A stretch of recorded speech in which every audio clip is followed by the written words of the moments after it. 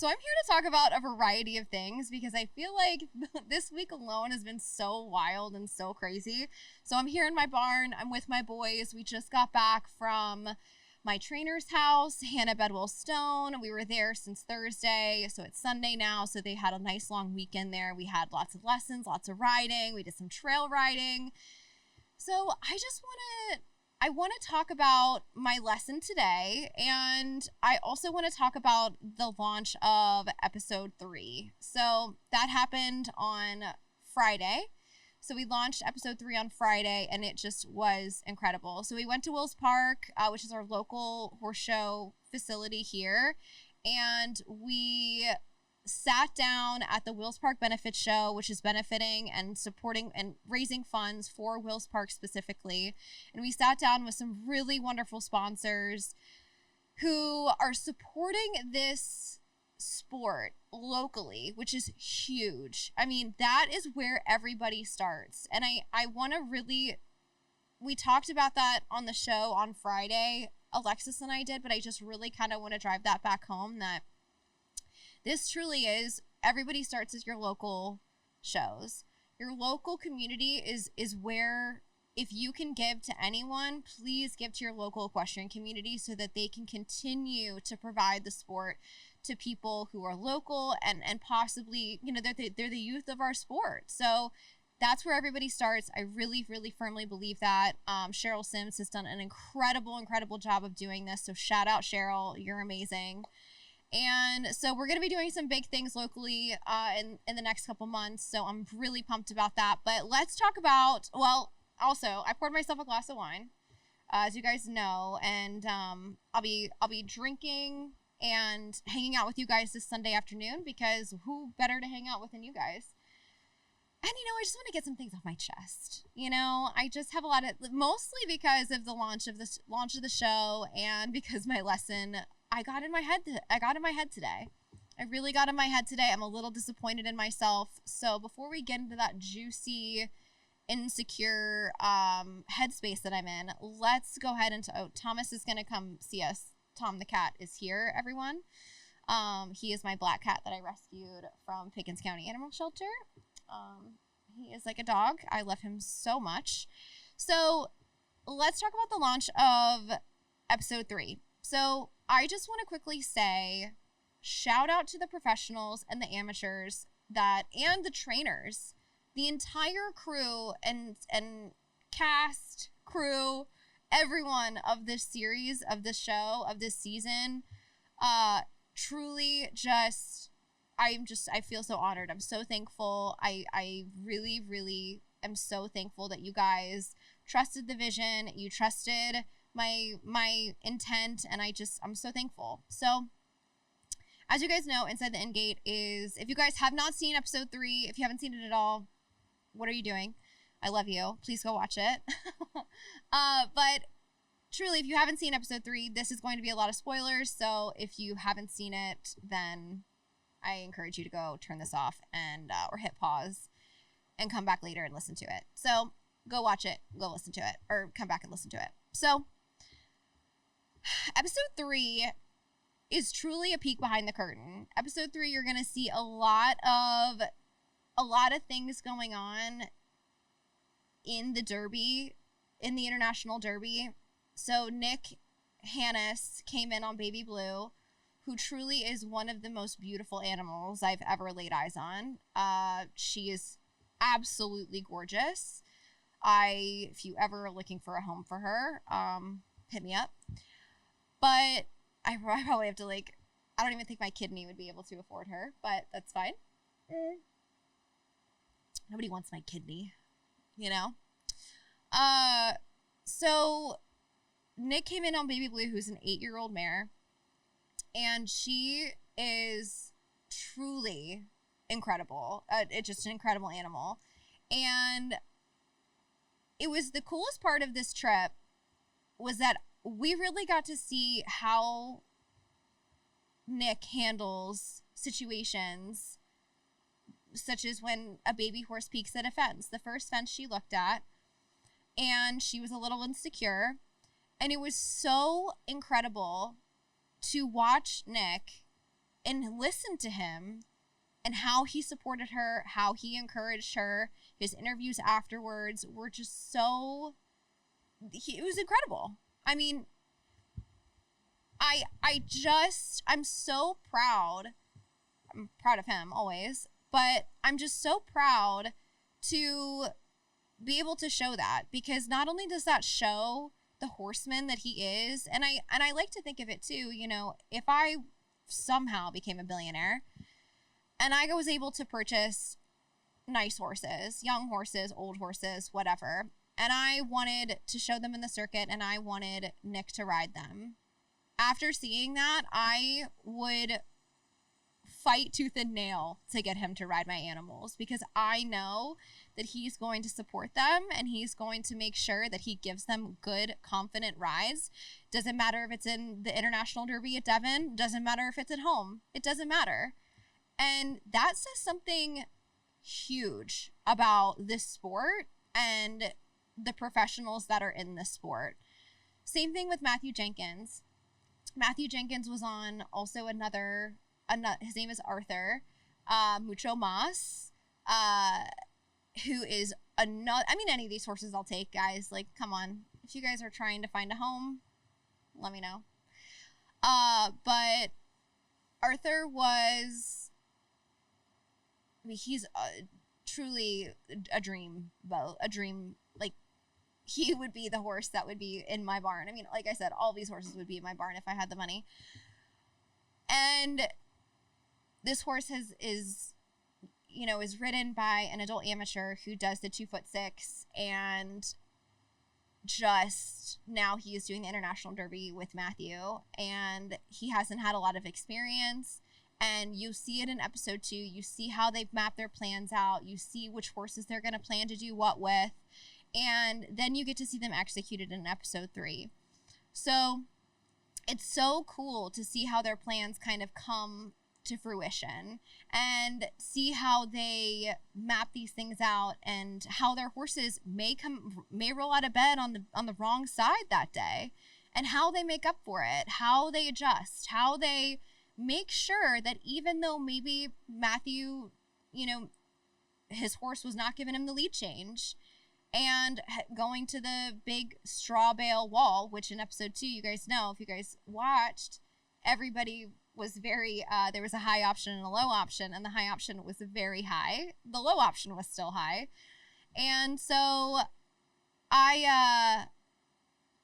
it was just really neat to see that even though the horse was green, and even though the horse, whatever emotion he was dealing with, whether he was I don't think he was overwhelmed, but he had green moments, and Matthew handled it so well. These professionals, and I think too, the perspective of these professionals are competitive, of course, right? But if it were me in that International Derby, it would probably be the first and last time I ever did it in my life. So a lot would be riding on that. And I think that we forget that these professionals are very conditioned under pressure like this, with new horses, young horses, old horses. So to the average person, I think it's a little different mindset. I don't even know what I'm saying. It's a very different mindset. And so it's also really cool to see that mindset. And it's interesting, again, in episode 2, we got to hear them, how they're going to execute their plans, how they're going to, ride their horses, how they're going to do all these things. And then to actually see it come to life was really, really cool. But both of the professionals, when they had horses that had green moments, they just handled it so well. And I really hope, and I hope they know, so this message is for Nick and Matthew. I hope you know that you are inspiring so many, either young professionals that are your peers, adult amateurs, your youth equestrians, and you are showing what it takes to compete at that level and what kind of horseman or woman it takes to get there. And both of you said in the show that, these are, you are listening to your animal, you are paying attention to what their needs are and what they're telling you. And I hope that everybody really takes that seriously and takes that away from this episode. Wine sip. So, like I said, Matthew, I think the same as Nick, that I feel if I had millions and millions of dollars and I was able to compete and have horses to compete at that level, I'm telling you, I wouldn't ride them. Okay? I wouldn't be riding them. But I do them in the 2'6" or maybe 3 foot max, but I'm not cantering up to that wall ever in my life. But I would hire both of them. I would want both of them on my team. And so I just feel that that's just, I'm just so proud. I really am. I'm just so proud to be able to showcase both of them and showcase who they really are. Cause a lot of the time people don't really get to see that and get to see that side of the professionals and how they handle these tough situations. And, you know, and then Nick goes back in on Golden Road and crushes. I mean, that horse is, athlete times a million.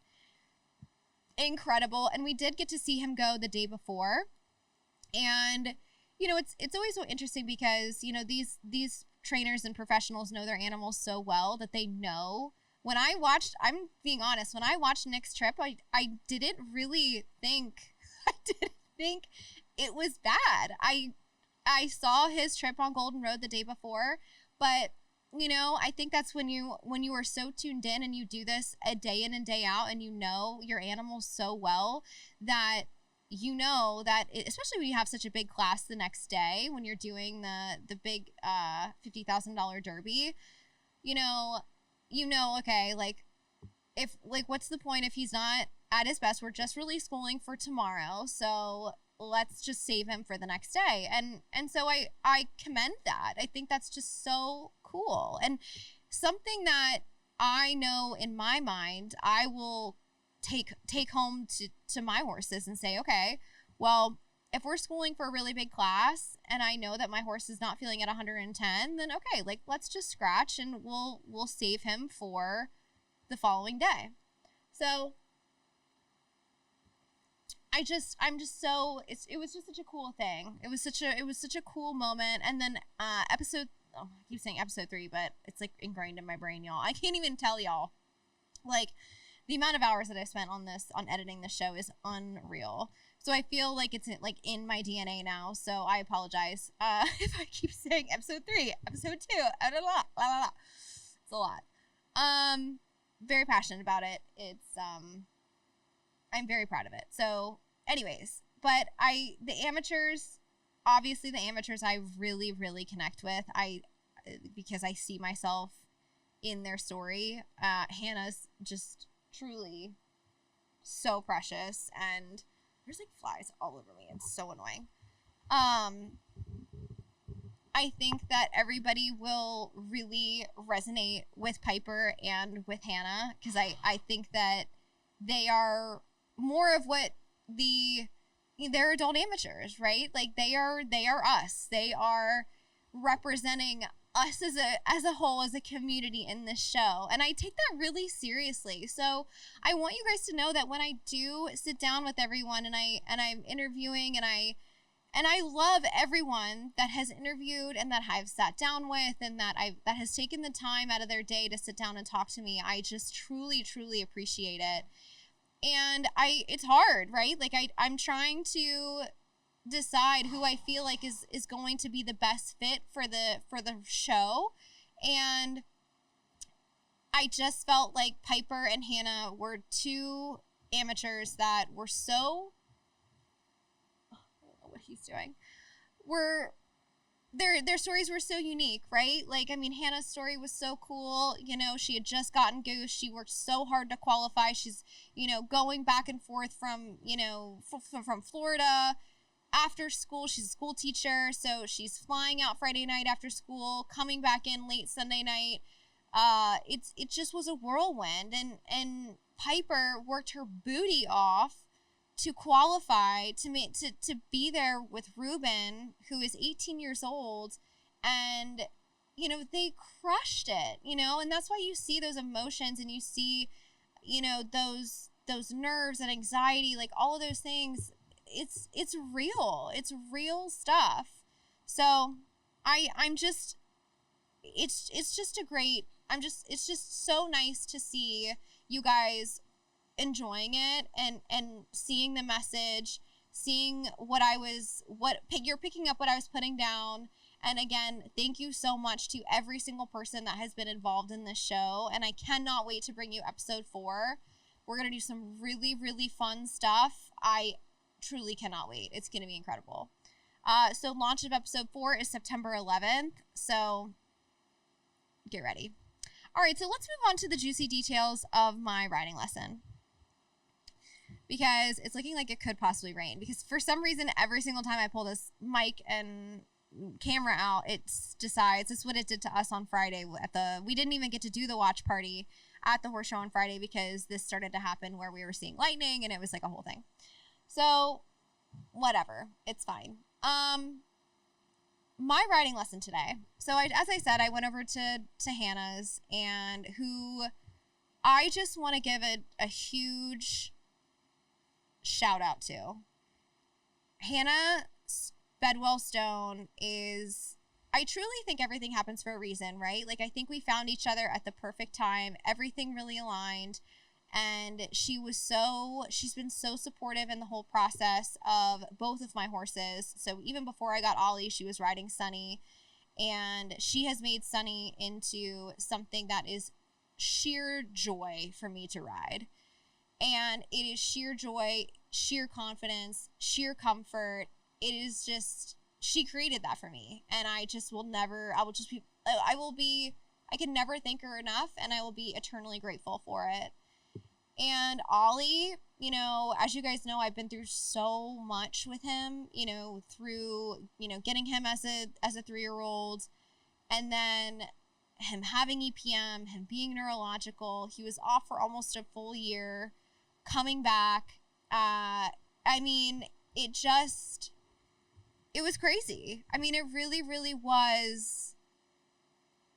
It's incredible to see what he's doing now. I mean, he's jumping around, getting lead changes, ready to show. And Hannah looked at me today and said he's ready to go do the big stuff and win. He's competitive, he's ready, and I think that's, as a mommy, is always really exciting to hear. So, but this is going to be for my amateurs, because you guys are going to really understand where I'm coming from with this, and this was hard for me today. So as you guys know, if you guys listened to the episode with Haley Holm, you guys know that I have a lot of PTSD with Ollie, and it sucks. Like, it sucks so hard, and I hate it, and I try so hard to work through it. And so today I don't even know, like, I truly don't even know. Like, it's hard for me to decipher now if it is the PTSD or if it's just being an adult amateur and just being kind of nervous.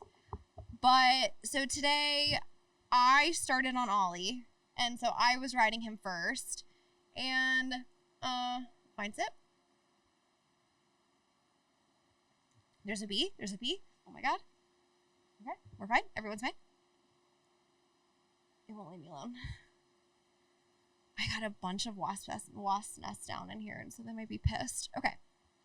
So I started on Ollie today, and, you know, he was so good. So I rode Sunny Friday, lessoned on him. Hannah rode Ollie on Friday, jumped him around. He was incredible.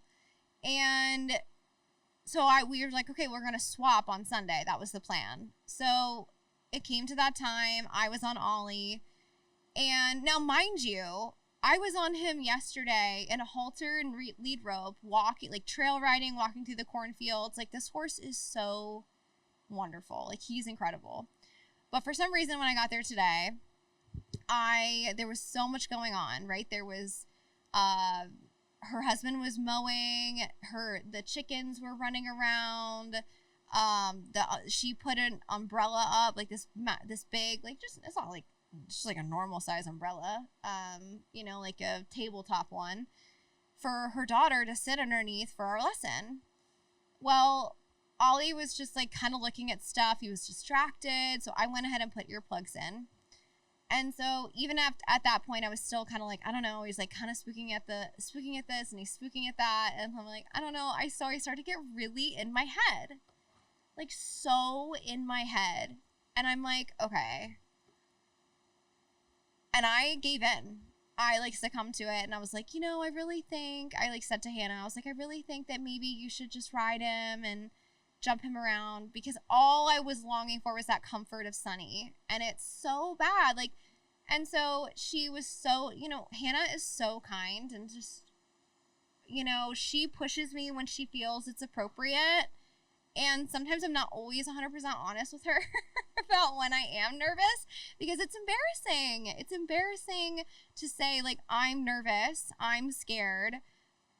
And, and it sucks because when you walk away from those situations, you always feel like shit. Like, you always feel bad and you're kicking yourself. And, like, I had a great lesson on Sunny, but Sunny's phenomenal. Like, he is a true adult amateur horse. Like, I had a great lesson with him. Hannah teaches me on him so well. I feel things that click in my mind. And, like, all of those things are great. Like, I'm thankful for all of them.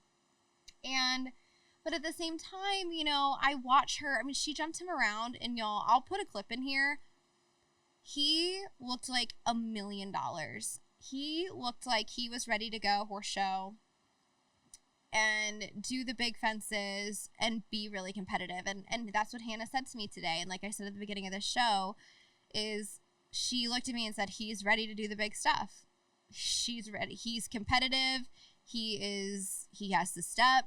It's right there. It's time. And so, you have these, it's like this is sheer excitement. And I said to her, I was like, I think he wants to be your horse. Like, and she just laughed because, she's like, well, you could always be one of those owners that just, has the professional ride him. And I'm like, no, I'm not doing that. Like, we were she's laughing. Like, we were all laughing. And because she knows that I thoroughly enjoy riding him and I love him. And it's just such an emotional thing for me. And it's hard, man. Like, it's just so hard to work through those. And I walked away, like, today feeling, when I jumped him over some little cross rails and, things like that. But, I think you just get so in your head about so many different things, right? It's like, it's between, oh, I feel like I'm going to mess him up, or, oh, I feel like, and that's irrational. Like, that's not going to happen, but it's a thought. And then you're worried, like, okay, well, what if he spooks, or what if he stops, or what if he, gets the change or doesn't get the change and I mess him up and we set him back. And like, you start like rabbit holing, like in your lesson. And especially because he was feeling like kind of spooky, like he was, and let me just say, that's like so relative, because this horse is just like spooky for him is like not like that spooky. But again, going back to talking about Nick and Matt and Piper and Hannah, when you know your horse, right? And so I just didn't feel 110% confident that I wasn't going to be nervous and send it through my body to his body. And I'm just so, I teeter on the side of like, I'm so dedicated to giving him positive rides, but I'm going to have to, like, I'm going to have to do it. Like, I'm going to have to, like, work through it. I'm going to have to ride him. And so those are, like, the crosses and the issues that I find myself in. And I know other people relate to that. It's just really difficult. And it sucks. It really does suck. And like I said, I walked away from that lesson and I was like, man, I should have just done it. Like, I should have just done it. And he jumped, but I mean, it was so magical and beautiful to watch Hannah jump him, and they just are such a beautiful pair. But, I think deep down, I know that that will be me. And I was sitting in the wash rack hosing Sunny off, and I was giving him a bath, and I said to Hannah, I said, you know what? Before I leave, which is a month away to go to Europe, for vacation. I want to bring Ollie back, and we're doing everything that we just did. And she was like, okay, let's do it. And so when I get back from France, it's going to be like gangbusters in terms of horse showing, because we're going to be horse showing September, twice in October, and once in November. So, and I want her to show him. I want her to show him. I want her to, but like, give him that confidence. You know, I will definitely show him too. I'm not afraid. Like, I've horse showed him so much. We got champion and the schooling hunter, and but it's just a lot of mental things that I have to work through sometimes, like at different phases, like we weren't even at home sometimes. I have these moments that are really challenging to work through, and I really beat myself up about it. I really do, and it sucks. And if you're doing that, I feel you. It's not an easy thing. It's just hard. It's hard to work through all of those anxieties and those emotions. And I think that too, I saw someone talking about how can we stop using alcohol and drugs, or like, whatever sedatives in the horse world when it comes to adult amateurs. And I think it's so, not that I encourage any of those things, but I also don't judge, because I think until you go through something really traumatic and really difficult in your horse journey and your horse career as an amateur, it's so easy to say like, oh, well, just get over it. And everybody's different. Everyone's brains are different. How they process things are different.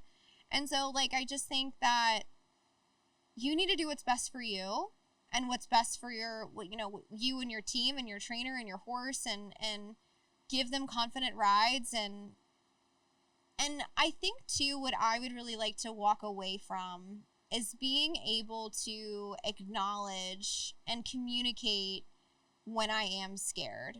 Most of the time I will say I'm relatively good at it, but sometimes I'm insecure in the fact that I'm scared in the first place. And then I'm insecure that I don't push through it. It's like a whole storm of insecurity, and it sucks. And again, whether, on Sunny, like I said, it's like my comfort zone. I feel so confident. You could point me at anything. I would jump that wall with Sunny, the straw bale wall. Maybe not the high side. I don't know. Maybe not the high side of the Devon wall, but I would point him at the low side. He would jump it. And so I think, but that has taken so many years and so much time to build that relationship and that confidence. And like, I feel guilty. I feel guilty that I have this incredibly nice horse who Hannah has created for me. And like, I could probably start crying about it if I really like wanted to, but like, Hannah has created this incredibly nice animal for me. He is so wonderful.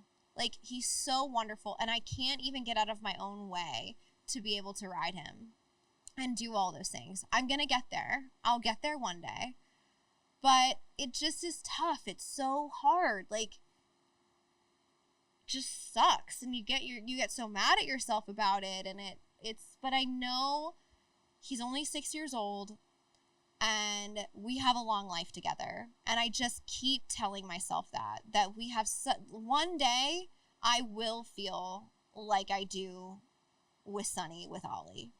I'm just not there yet, because I know that he is still green. I know he's not 100% confident. I mean, he looks 100% confident when Hannah's on him. I mean, he looks like he is like a schoolmaster, like truly. And it's like so beautiful to watch. It's just such a beautiful thing, especially if you know the story, you know the history, you know the journey. And it's just like, I was just watching it today. I'm like, golly, like, and it's magical when you find the right trainer, the right horse, the right program, and it all comes together. And today was that moment for me. And not that I didn't know it before, but to watch it and to see it happen in real life. And if I wouldn't have chickened out today, then I probably wouldn't have had that feeling. I might have been more proud of myself, and always proud of Hannah, because she's the reason that I'm here and the reason that we are where we are.